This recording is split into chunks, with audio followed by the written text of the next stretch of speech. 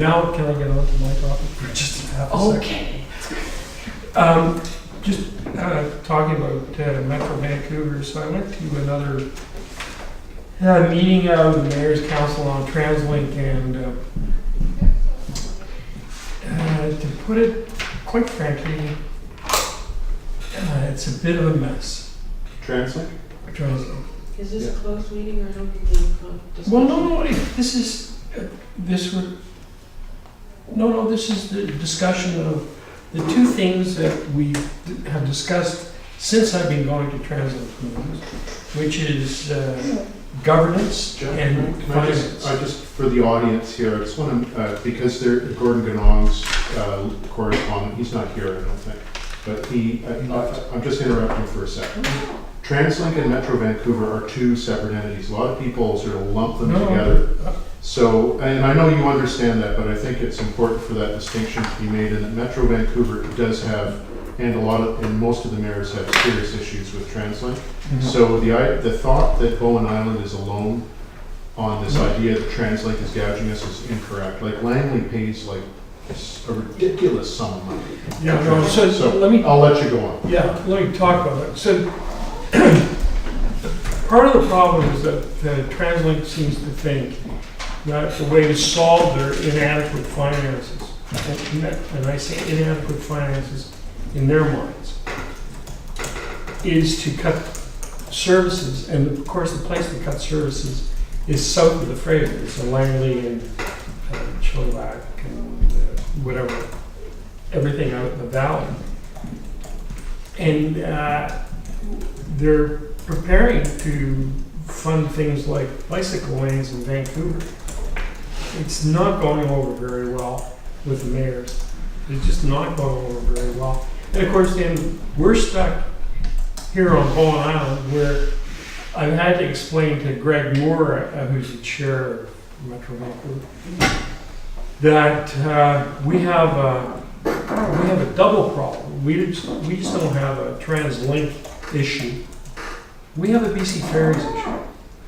And for all of us to talk about, we're gonna, arts and culture is gonna lead the way in our economic development or whatever, we still have to bring people over to the island, and they charge people 40% more to come over to the island if you don't have a fare saver card or whatever they're called.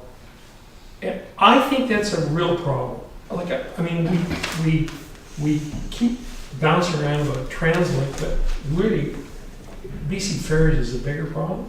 It's like, how do we get BC Ferries on side to provide reasonable transportation, especially to people who are ignorant of that you can buy a fare saver card and save yourself 40%. And then what do you do with the unused portion, because they make you buy $100 increments, I think it is. Yeah. And so what I'm trying to say is that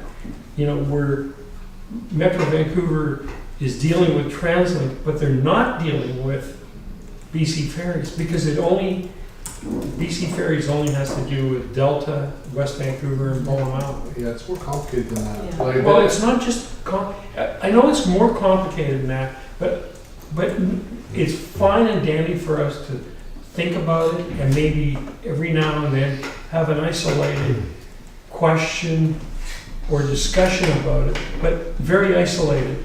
I think this is really an important factor in getting people on the island and making sure that the businesses on the island that depend on tourists, for example, are adequately looked after. Yeah. Like, we want to raise the economics of the island.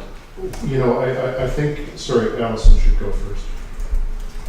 I was just going to say, you're going to have all the time you want. Out of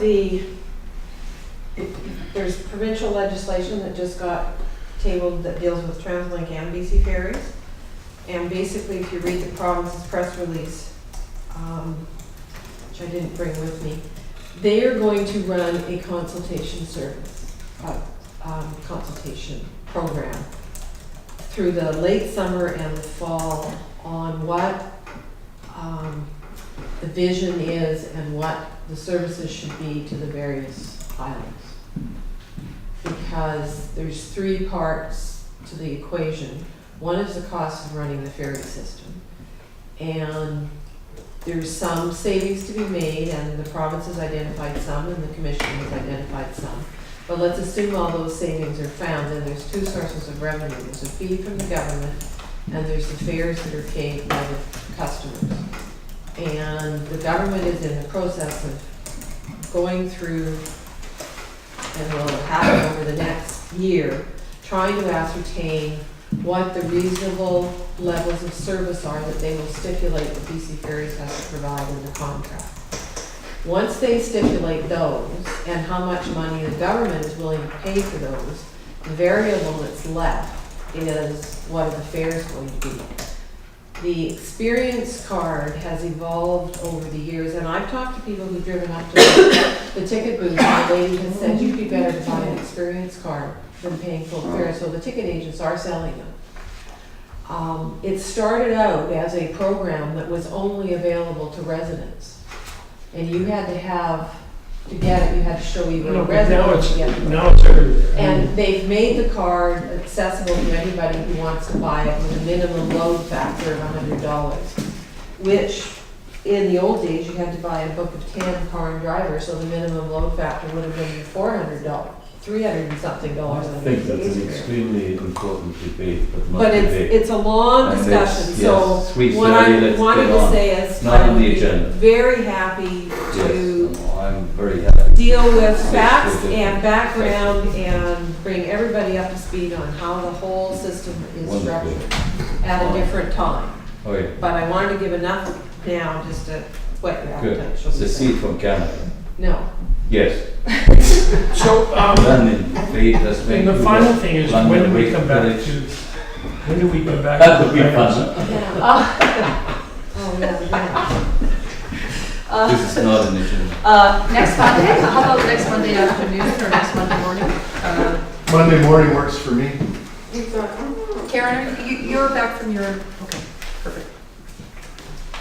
So Monday morning, 10 a.m.? 9 a.m.? a meeting on Thursday. Sorry? We're having a meeting on Thursday. Well, we're gonna have to finish our discussion of the grants, and I thought that Monday might be a better day, easier day for us to ask. And you think we'll need 2 hours to cover that? 2 hours. Today was an indication, yeah? Yeah. 9 o'clock or? 9 or 10, or what works for, No, I'm here at 7:30, so, Maybe at 8. We're talking about June 4th, right? yes. So, 9 a.m. Monday, 9 a.m. 9 to 11, maybe we'll get out earlier than that. We could talk about ferries after But that. a turning on is any example. That's why I take 2 hours. Yeah. Okay, so 9 to 11, special council.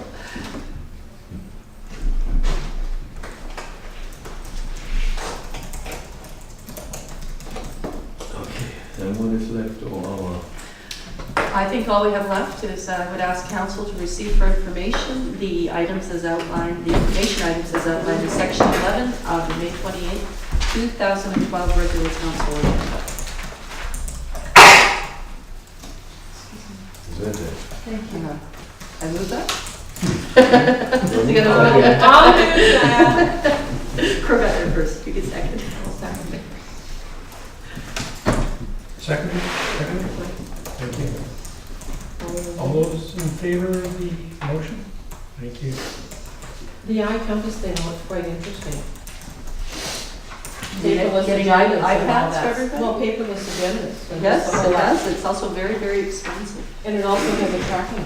Yes, and it's very, very Tracking expensive. what? I've got it, Tracks resolutions and actions.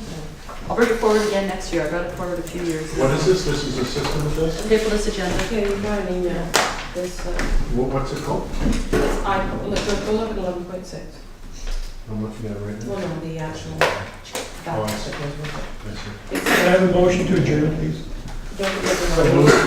Are we supposed to go to the closed meeting? Yes. Where? We- No. Continuation of our Remember? closed meeting. Closed meeting. Is that-